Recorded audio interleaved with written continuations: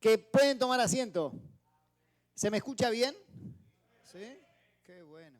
A propósito de la oración, antes de empezar con el mensaje, había una iglesia que tenía una costumbre que decía: yo tengo un pedido secreto. Entonces oraban: Señor, te pido por el pedido secreto de María. Y todos los domingos decían: Señor, entre todos los motivos, así como ustedes oraron, decía: Señor, te pido por el motivo secreto de María. Y después al otro domingo: vamos a orar. ¿Qué oramos? Por el pedido secreto de María. Y un hermano, un diácono, le dice: María, quiero hacerle una pregunta. Perdón que sea tan indiscreto, pero usted me puede decir cuál es su pedido secreto. Sí, hermano, sí. Yo quiero que mi marido se muera. ¡Ay, Dios santo! ¿Cómo puede ser? Estaban pidiendo. Así que, hermano, obispo, ninguno pide por motivo secreto acá. Acá me decís qué querés que ore, ¿eh? Muy bien, hermano querido. Otra cosita, para introducir ¿de qué hablo? Del mensaje, ¿no? Ustedes ya saben, tarea con chicos con discapacitados, ya saben todo eso, así que vamos a la palabra, ¿qué les parece? Y después, si quieren, hablamos algo. Miren, les voy a contar una historia. Ninguno de nosotros somos superhéroes. Y a veces nosotros, por mala interpretación, creemos que porque venimos a la iglesia no tenemos problemas. Y muchas veces escondemos los problemas. Les voy a contar una historia. Una vez, yo era muy niño, y Verónica era mi vecinita de la vuelta. Todos estaban enamorados de Verónica. Yo también. Y una vez pasó por mi casa Verónica y mi perro se tiró así para morderla. Y yo lo agarré al perro así. ¡Ay! Y ella me dijo: gracias. Y yo me sentí por un momento Superman. Me creía superhombre. Entonces la vi a Verónica en el club y le digo: Verónica, quiero invitarte a tomar una coca. Y ella me dijo: no sos de mi tipo. ¡Oh! Caí en una depresión profunda. Hermanos, a veces nosotros creemos que somos superhéroes y no lo somos. Y la iglesia tiene que ser un lugar donde nosotros podemos expresar cómo está nuestro corazón. Eso tenemos que crear un ambiente donde nosotros podamos expresarlo. Quiero hacerles escuchar un pasaje. Hoy a la mañana en la iglesia de Brooklyn hablé sobre Elías y el proceso de Elías en la cual se transformó de ser un hombre a un varón de Dios. Hoy quiero hablar de ese hombre, varón de Dios, que cayó en una depresión. Vamos a escuchar la lectura pública de la Biblia y vamos a escuchar el capítulo 19 de Primera de Reyes. Libro de Reyes, capítulo 19.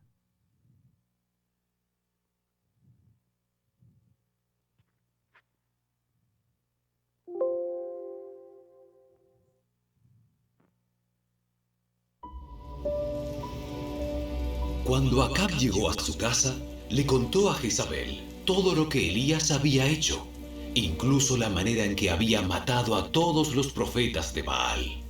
Entonces Jezabel le mandó este mensaje a Elías: que los dioses me hieran e incluso me maten, si mañana a esta hora yo no te he matado, así como tú los mataste a ellos. Elías tuvo miedo y huyó para salvar su vida. Se fue a Beerseba, una ciudad de Judá, y dejó allí a su sirviente. Luego siguió solo todo el día hasta llegar al desierto. Se sentó bajo un solitario árbol de retama y pidió morirse. Basta ya, Señor. Quítame la vida, porque no soy mejor que mis antepasados que ya murieron. Entonces se acostó y durmió debajo del árbol. Mientras dormía, un ángel lo tocó y le dijo: Levántate y come. Elías miró a su alrededor y cerca de su cabeza había un poco de pan horneado sobre piedras calientes y un jarro de agua. Así que comió y bebió y volvió a acostarse. Entonces el ángel del Señor regresó, lo tocó y le dijo: Levántate y come un poco más. De lo contrario, el viaje que tienes por delante será demasiado para ti. Entonces se levantó, comió y bebió, y la comida le dio fuerza suficiente para viajar durante 40 días y 40 noches hasta llegar al monte Sinaí, la montaña de Dios. Allí llegó a una cueva donde pasó la noche. Entonces el Señor le dijo a Elías: ¿Qué haces aquí, Elías? He servido con gran celo al Señor Dios Todopoderoso, pero el pueblo de Israel ha roto su pacto contigo. Derribó tus altares y mató a cada uno de tus profetas. Yo soy el único que queda con vida, y ahora me buscan para matarme a mí también. El Señor le dijo: Sal y ponte de pie delante de mí, en la montaña. Mientras Elías estaba de pie allí, el Señor pasó y un viento fuerte e impetuoso azotó la montaña. La ráfaga fue tan tremenda que las rocas se aflojaron, pero el Señor no estaba en el viento. Después del viento hubo un terremoto, pero el Señor no estaba en el terremoto. Pasado el terremoto hubo un incendio, pero el Señor no estaba en el incendio. Y después del incendio hubo un suave susurro. Cuando Elías lo oyó, se cubrió la cara con su manto, salió y se paró a la entrada de la cueva. Entonces una voz le dijo: ¿Qué haces aquí, Elías? Él volvió a responder: He servido con gran celo al Señor Dios Todopoderoso, pero el pueblo de Israel ha roto su pacto contigo. Derribó tus altares y mató a cada uno de tus profetas. Yo soy el único que queda con vida, y ahora me buscan para matarme a mí también. Entonces el Señor le dijo: Regresa por el mismo camino que viniste y sigue hasta el desierto de Damasco. Cuando llegues allí, unge a Hazael para que sea rey de Aram. Después unge a Jehú, nieto de Nimsi, para que sea rey de Israel. Y unge a Eliseo, hijo de Safat, de la tierra de Abel-Mehola, para que tome tu lugar como mi profeta. A cualquiera que escape de Hazael, Jehú lo matará, y a los que escapen de Jehú, Eliseo los matará. Sin embargo, preservaré a otros 7,000 en Israel, quienes nunca se han inclinado ante Baal ni lo han besado. Entonces, Muy bien, ahí nomás. Hermanos, dice el libro de Santiago que Elías era un hombre con debilidades como las nuestras. Con fervor oró para que no lloviese y no llovió sobre la tierra durante 3 años y medio. Volvió a orar y el cielo dio lluvia y la tierra produjo frutos. El texto es claro, el de Santiago, cuando dice que Elías era un hombre sujeto a pasiones igual que las nuestras. Y muchas veces nosotros tendemos a idealizar a las personas. Las subimos a un pedestal. Sin embargo, todos nosotros somos iguales ante los ojos de Dios. Todos tenemos luchas. Todos peleamos todos los días con debilidades y tentaciones. Ninguno de nosotros de los que está aquí puede llegar a decir, yo espero crecer para que cuando sea un poquito más maduro en las cosas del Señor, no tener más tentaciones. Es imposible. Es imposible, hermanos. Por eso el apóstol Pablo dice que de esa manera corro. No como quien corre para cualquier lado. De esa manera golpeo, pero no golpeo el aire, sino golpeo mi cuerpo, no sea que yo, habiendo sido heraldo para muchos, venga a ser descalificado. Yo no quiero ser descalificado, por eso todos los días tengo que trabajar en mi vida espiritual. Lo contaba con un hermano en un taller que di hace poco en otra congregación. Antiguamente, los que tienen algunos años como yo, antes la pornografía se iba a buscar al kiosco de diarios escondida en un rincón. Ahora no hay que buscar más pornografía. Te llega a tu celular. Y muchas personas, no jóvenes, adultos, luchan con la adicción a la pornografía. Porque no es vos vas a buscar pornografía. La pornografía te busca a vos.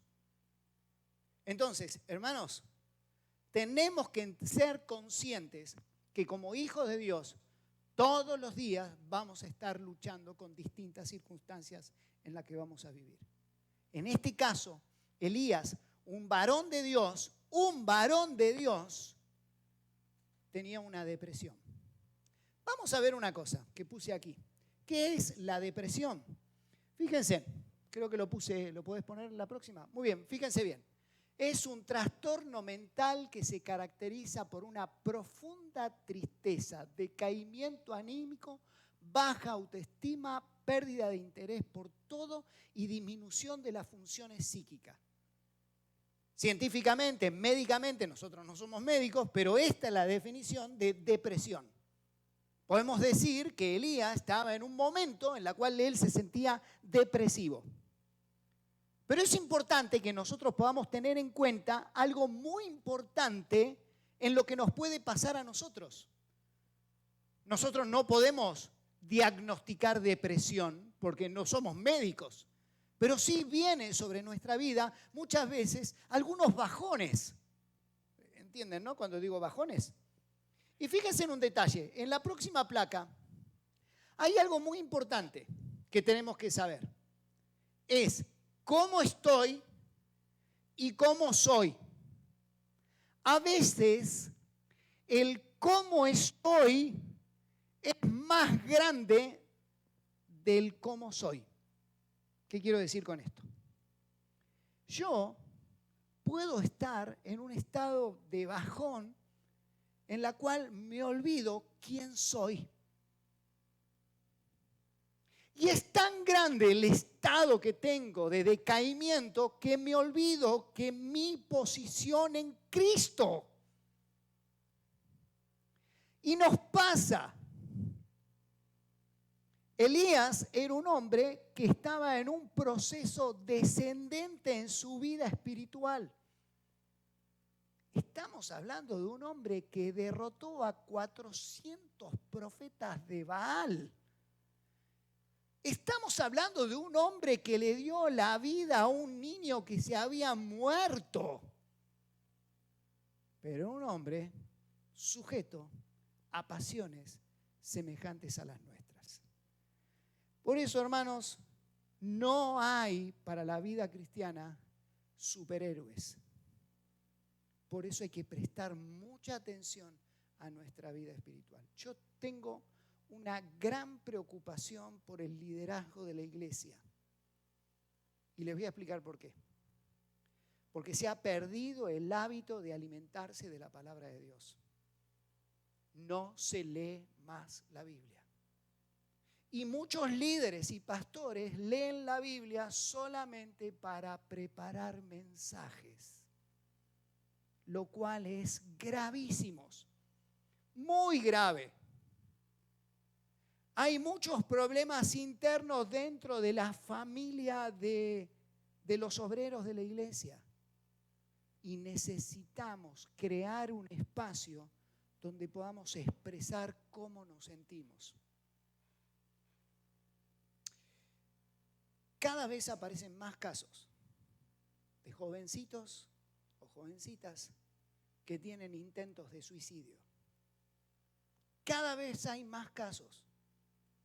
Y nosotros como iglesia tenemos una responsabilidad de escucharles, de estar con ellos.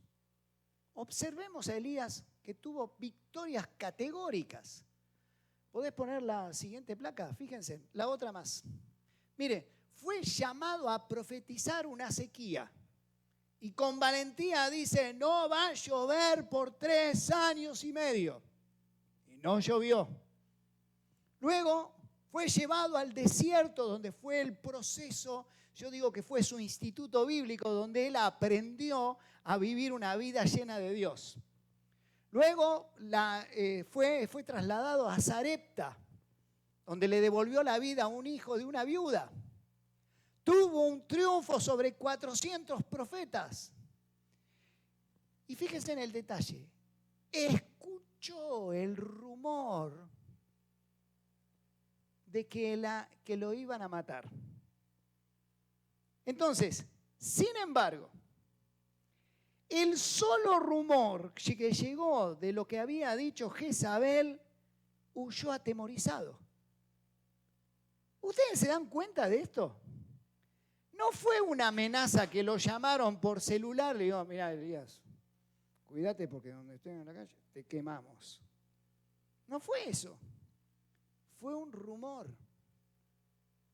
Y a veces nos puede pasar a nosotros que escuchamos un rumor y nos bajoneamos. Se rumorea que están despidiendo gente en el trabajo. ¿Qué haría si me van a echar? Pará, no te están diciendo que a vos te van a echar. Se rumorea que el profesor que toma examen bochó al 90% de las personas. ¿Saben lo que es bochar? Ahí está, muy bien. A ver si bochar, cabezazo, no. Entonces vos te escuchaste el rumor que el 90% de los que ese profesor desaprobó, seguramente que a mí también. A veces un rumor nos hace perder el objetivo. Y es lo que le pasó a Elías. Fue un rumor. Ahora, vamos a dividir los actos que muestran la patología de un hombre depresivo como Elías. Vamos. La primera, recordemos, esto lo habíamos visto hoy a la mañana, un hombre, perdón, poné el anterior que era una... Fíjense, el del mapa. Miren, Elías estaba ahí, fue a Kerib, de Kerib fue a Sarepta, dio sanidad, le volvió la vida a ese niño, y de Sarepta volvió al lugar donde tenía que servir. O sea, fue todo un proceso en la vida de Elías. Vamos a la otra. Aislamiento. Elías tuvo miedo y huyó para salvar su vida. Se fue a Berseba, una ciudad de Judá, y dejó allí a su sirviente. Luego siguió solo todo el día hasta llegar al desierto. El texto es muy claro. Uno de los síntomas de una persona que está deprimida es una persona que se aísla, que no quiere hablar, que nosotros podemos decir, che, no quiero ir a la iglesia. No, déjame solo. Entonces, nos puede pasar a nosotros, pero nosotros tenemos que estar atentos porque le puede pasar a alguno de nuestros hermanos y tenemos que estar atentos para ver cómo actuar con él, porque va a tender a aislarse. ¿Está bien? Segundo, cansancio. Se durmió bajo un árbol, dice el texto. Es muy interesante ese se durmió debajo de un árbol. ¿Qué pasa debajo de un árbol? A ver, ¿cuáles son las posibles respuestas cuando decimos se durmió bajo un árbol? A ver.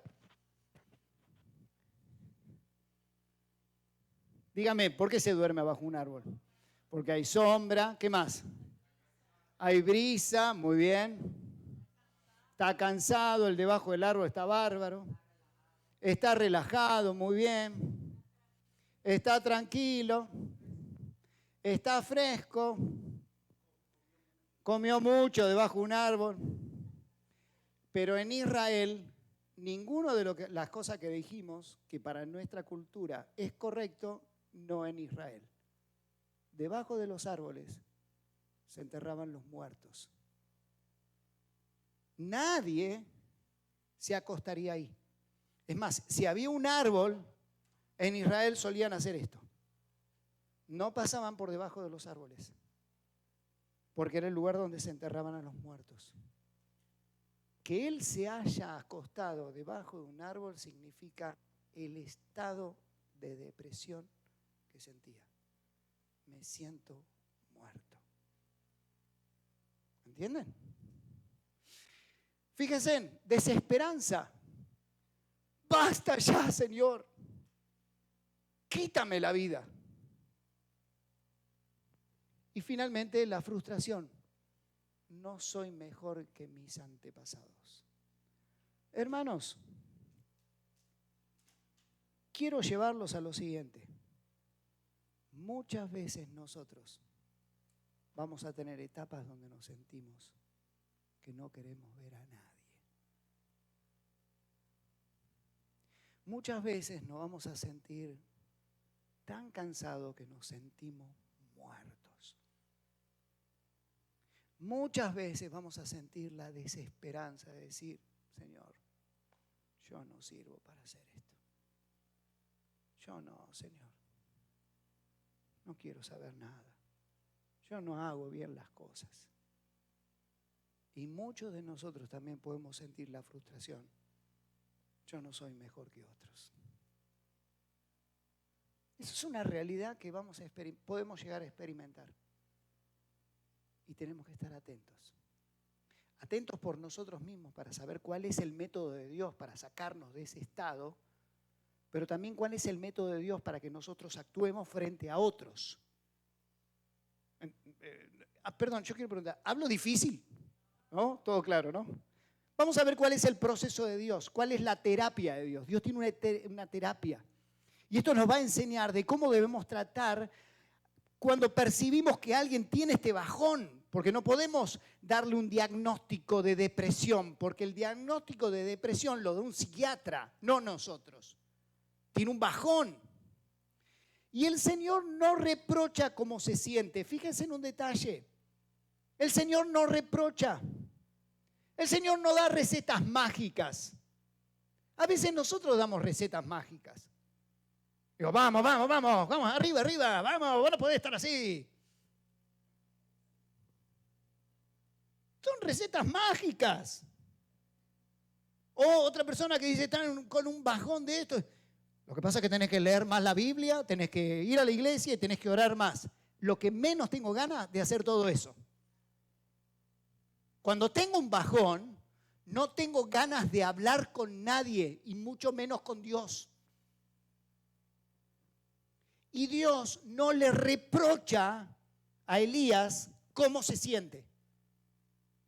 Por el contrario, tiene un tratamiento. Y vamos a ver cuál es el trato de Dios tan cariñoso y amoroso para que nosotros podamos aprender. Amén. Primero, en la primera etapa, lo alimenta. Viene un ángel del Señor, lo toca. Elías, despierta, come. Y ahí estaba la comida preparada. En una oportunidad les mandó cuervos. Ahora le manda un ángel. El Dios que tenemos nos cuida. ¿Y saben lo lindo de todo esto? Que vos tenés que estar atentos porque quizás vos sos el ángel de Dios que vas a ser usado para alimentar a otro. Y tenés que estar preparado para esto. Entonces, cuando vos ves a una persona así, es muy importante que vos hagas esto. Che, Jorgito o José, ¿qué te pasa? No estoy bien. Bueno, vamos, te invito a comer. Vamos, te invito a comer.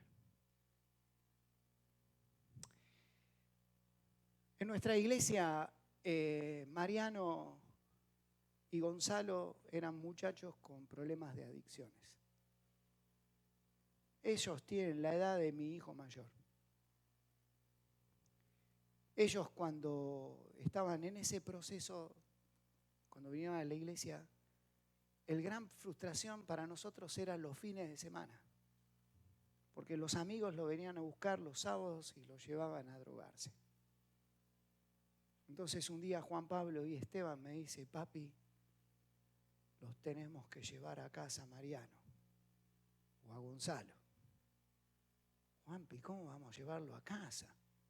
Sí, papi, pero vos tenés una hermana. Sí, pero vamos a hacer una cosa. Que vengan a dormir a nuestra habitación. Ana Paula tiene su habitación. Que vengan a casa. Y nos traíamos a los muchachos esto a nuestra casa. Para evitar que sacarlos del círculo vicioso que era su entorno. Ellos fueron, Juanpi y Esteban, fueron los ángeles que Dios usó para ayudar a Gonzalo y a Mariano. Fue un proceso durísimo. Y ellos se quedaban el sábado a la noche, el domingo lo levantábamos, desayunábamos juntos, después nos íbamos a la iglesia y después los llevábamos a su casa. Porque el problema no eran de lunes a viernes, el problema era el sábado a la noche. Entonces, hoy, Mariano es uno de los líderes de la iglesia, copastor junto con Juanpi, y es un hijo más. Igual que Gonzalo. Y nos quieren como si fuéramos padres y quieren a mis hijos como si fueran sus hermanos. Porque entendimos cuál es el proceso de Dios, el alimento, alimentarlos, estar con Él. A veces el alimento no pasa por algo físico. El alimento pasa por un abrazo, un tenderle la mano, un decirle algo que lo querés, que es importante. Un alimento de parte de Dios. Lo segundo, el descanso. Observemos lo que dice Elías miró a su alrededor y vio una cabecera de un panecillo cocido sobre brasas y un jarro de agua. Comió, bebió y dice la palabra y volvió a acostarse. O sea que descansó. Y el proceso para salir de estos bajones no es solamente alimentarse, sino descansar. Dormí. Y el Señor, el trato de Dios, me encanta el trato de Dios. Le preparó la comidita y después dormí. Descansa. Descansa.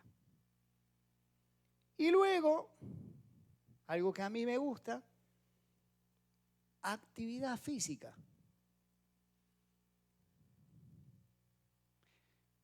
Hoy a la mañana les conté, yo soy profesor de educación física, así que esto me encanta.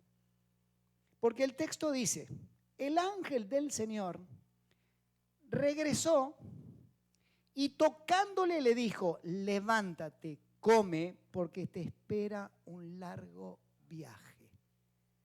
Elías se levantó, comió, bebió y una vez fortalecido por aquella comida, viajó 40 días y 40 noches hasta que llegó a Horeb, el monte de Dios.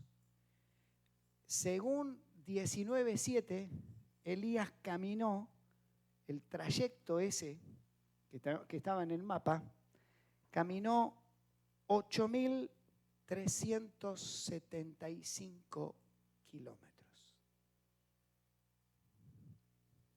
Es que la actividad física te hace oxigenar el cerebro.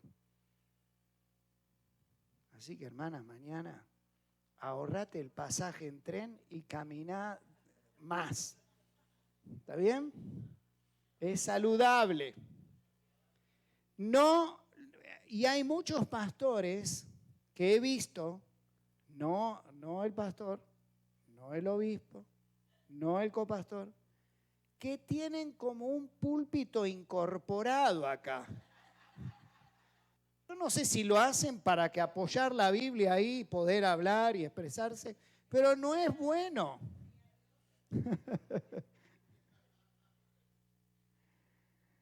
Muy bien.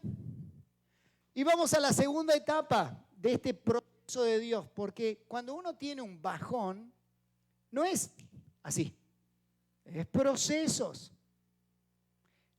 Quiero que prestemos atención, prestemos atención.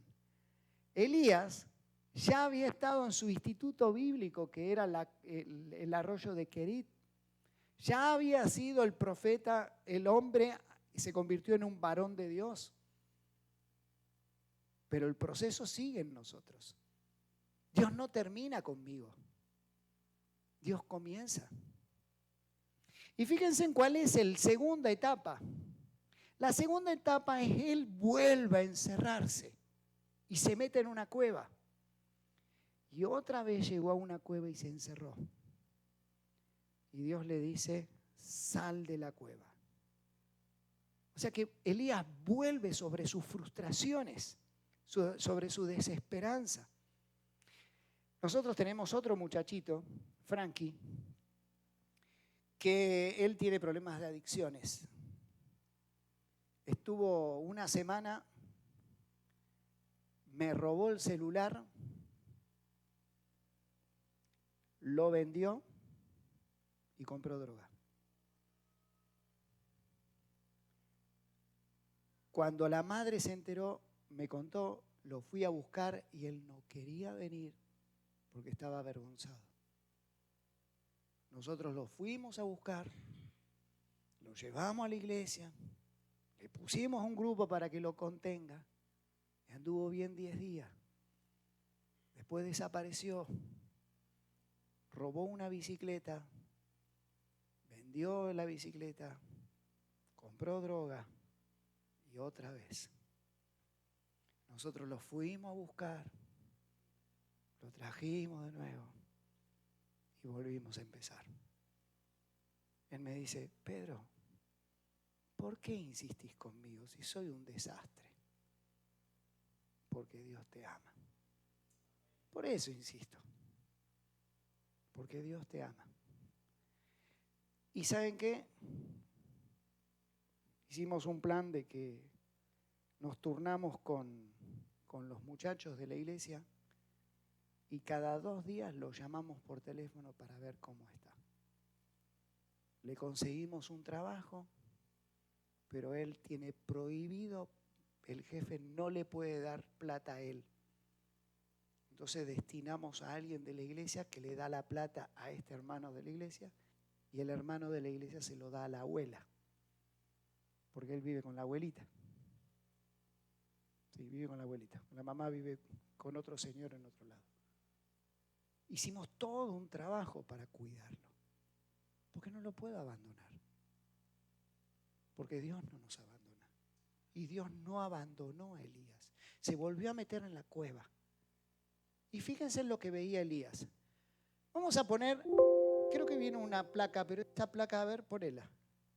Ponela otra. Ahí está. Miren lo que veía Elías. Miren el texto.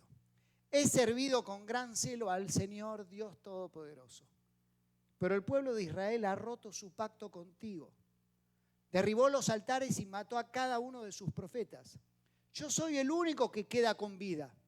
Y ahora me buscan para matarme a mí también. ¿Qué ven en todo esto que dijo Elías? ¿Qué ven? Un análisis de lo que Elías veía él mismo. vamos a ver que muchas veces nuestros análisis no son del todo correctos. Por eso que cuando nosotros argumentamos cosas, tenemos que ver bien qué cosas son ciertas y qué cosas no. Por ejemplo, yo vengo, no, porque yo soy el peor de todos, soy malo, estoy mal, no soy bueno, estoy... Entonces, bueno, ¿qué cosa es cierta? Es verdad, no sos bueno. Porque de la abundancia de lo que tenemos en el corazón salen los malos pensamientos. Es verdad. Pero no sos el peor de todos. ¿Entienden? A veces cuando nosotros hablamos de nuestros argumentos, hay partes en toda nuestra argumentación que son verdad y hay partes que no son verdad. Y entonces empezamos a desglosar qué cosas son verdad y qué no. Vamos a este texto. Fíjense, poné el anterior. Fíjense, he servido con gran celo al Señor Dios Todopoderoso. ¿Qué es? ¿Es verdadero? ¿Él ha servido a Dios Todopoderoso? Sí. Elías sí. Pero el pueblo de Israel ha roto su pacto contigo, derribó sus altares, mató a cada uno de sus profetas. ¿Es verdadero? Perdón, ¿es verdadero? Es verdadero. Y después dice, yo soy el único que queda con vida. Es falso. Porque hay muchos. Y el Señor le muestra por medio de un terremoto, por vientos fuertes y un silbo posible, y Elías empieza a descubrir quién es realmente el Señor. Y aquí comienza ese proceso que yo les digo, donde Dios lo saca del pozo y lo vuelve a poner para sacarlo de ese lugar. Ese es el Dios que tenemos. Un Dios que te saca de la depresión, te saca de los bajones, pero según sus métodos. Fíjense bien, el Señor le muestra por medio de un silbo apacible y volvió a repetir su estado. Vuelve a decir Elías, he servido con gran celo al Señor Dios Todopoderoso, pero el pueblo de Israel ha roto su pacto contigo. Derribó tus altares y mató a cada uno de sus profetas. Yo soy el único que queda con vida. Y el Señor le muestra que su análisis era equivocado en parte y parte en verdad. O sea, 2 veces Elías repite lo mismo y 2 veces Dios le dice, estás equivocado. Yo te voy a enseñar que yo he guardado 700 hombres que no han doblado la rodilla delante de Dios. Por lo tanto, hay que salir de la cueva para escuchar la voz de Dios. Cada uno de nosotros, vos podés tener problemas. Podés pasar una crisis matrimonial, podés sentirte defraudada porque estás sola, porque estuviste solo, porque no tenés a nadie. Bueno, salí de la cueva y metete debajo de lo que es el proceso de Dios para sanarte, para que vos puedas salir de eso. Es la terapia de Dios para cada uno de nosotros. Pero también es empezar a entender nosotros como iglesia cómo podemos ayudar a personas que caen en este tipo de bajones. Porque Dios quiere usarnos a nosotros. Para eso yo tengo la necesidad de alimentarme de la palabra de Dios. Tengo que aprender no solamente a hablar a Dios, no solamente tengo que orar a Dios, tengo que aprender a escuchar a Dios. Y saben que muchas veces nosotros vamos al Señor con una lista de pedidos que fuéramos al supermercado. Y es tiempo que hagamos silencio delante de Dios. A mí me encanta caminar orando. ¿Sabes? Porque tengo pulgas acá atrás, entonces tengo que andar moviéndome. Pero me encanta. Entonces, ¿me prestás tu celular? ¿Me prestás un celular?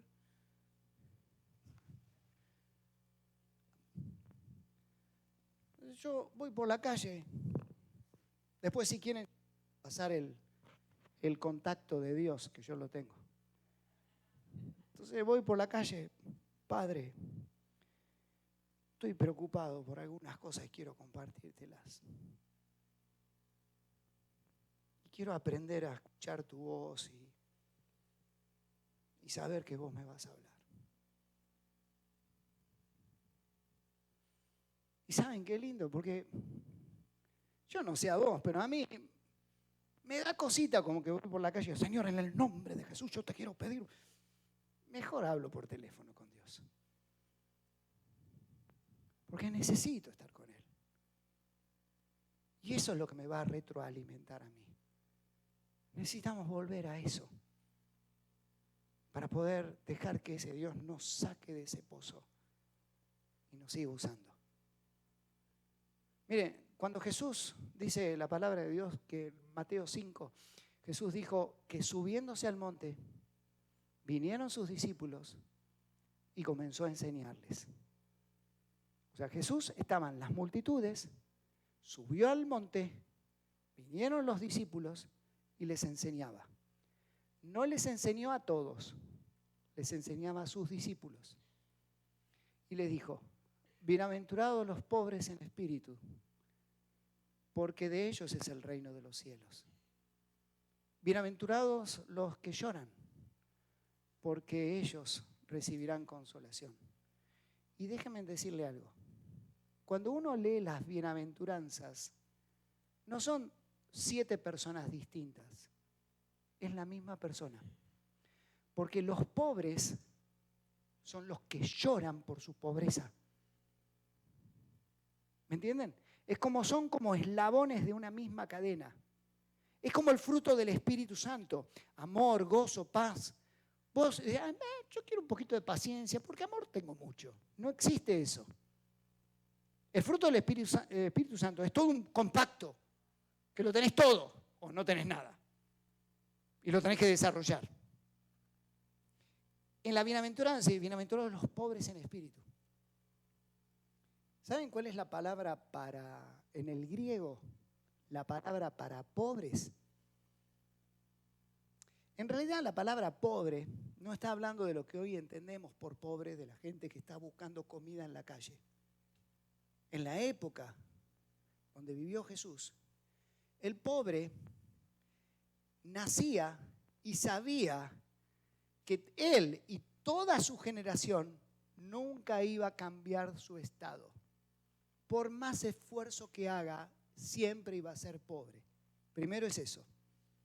En la India, algunos padres le fracturan los huesos a sus hijitos para que puedan pedir plata. Por lo tanto, ellos están destinados toda la vida a ser pobres. La palabra pobre en el griego es la palabra piojos. Y en mi país, un piojoso no es solamente el que tiene acá, sino un negligente o un indigente. ¿Y saben lo que estamos diciendo? Cada uno de nosotros tiene que sacarse el saco o el traje o el vestido de creerse superhombre. No lo somos. Todos somos sujetos a pasiones semejantes a la que tenía Elías. Y tenemos que reconocer delante de Dios, Señor, soy pobre. Y lloro mi pobreza, porque si tú no estás, yo sigo siendo pobre.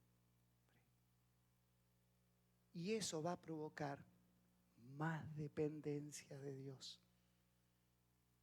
Y voy a estar abierto a poder contar, hablar, pedir ayuda. Mi matrimonio es un fracaso. Bien, háblalo.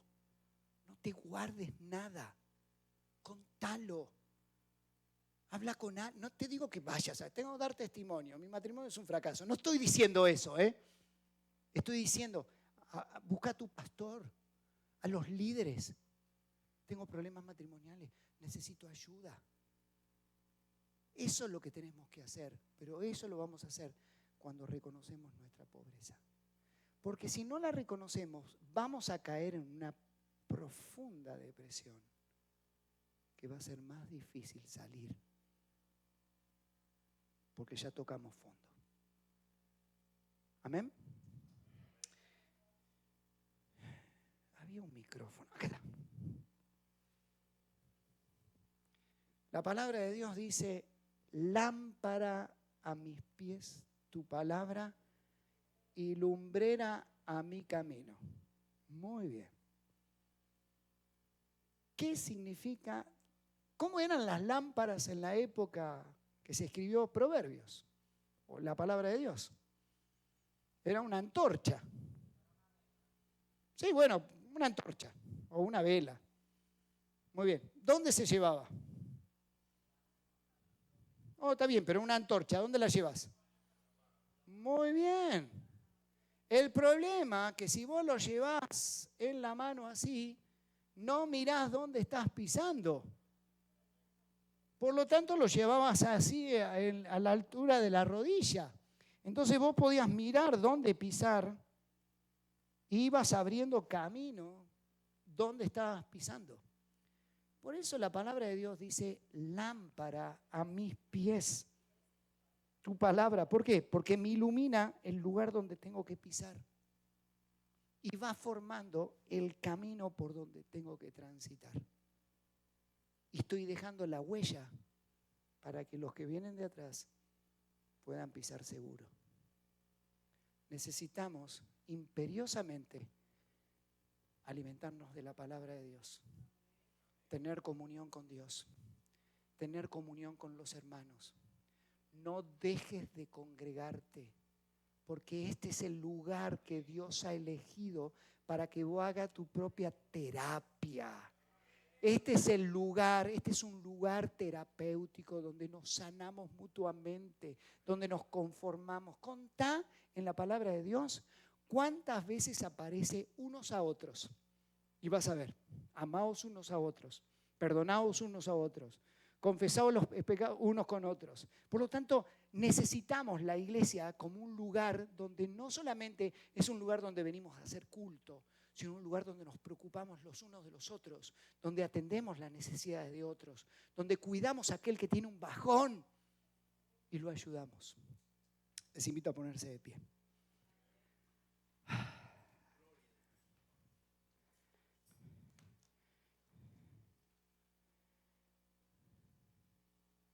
¿Te animás a que en lo secreto, ahí, cerrada la puerta y en lo secreto, vos puedas decirle al Señor: Señor, ¿cuántas veces me siento solo o sola? Y necesito que tú seas mi médico.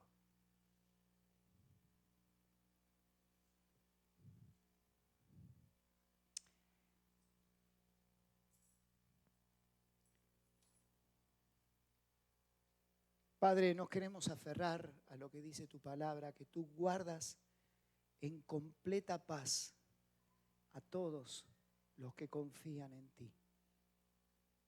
Y Señor, yo quiero pedirte por esta iglesia, para que sea una iglesia en la cual ellos puedan salir del pozo aquellos que caen, sabiendo que cualquiera de los que están aquí podemos caer en un bajón, en una depresión.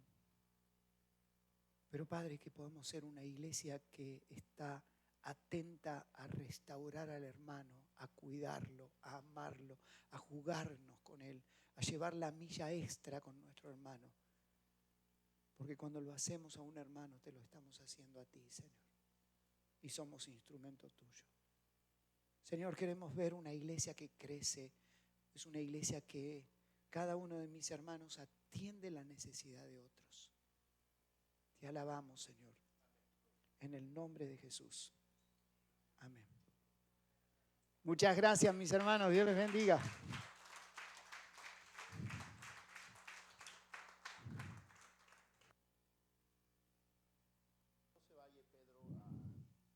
Uno, dos, sí, gracias, gloria a Dios. Denle, hermano, un aplauso de nuevo al siervo de Dios, nuestro hermano Pedro. Y damos las gracias a Dios por la forma tan simple y directa que Dios lo ha usado. Amén. ¿Hemos sido bendecidos? Gloria a Dios. Amén. Ahora, en otro orden, aquella vez que el siervo de Dios estaba aquí, yo no estuve, no sé qué fue lo que pasó. No, estaba tu esposa enferma. Ah, Estaba fue. recién operada, sí. Yo me Sí. acuerdo porque oramos por ella. Ok, se me veía, ya gracias a Dios se siente mucho mejor. Gloria a Dios. Y damos las gracias a Dios por ella.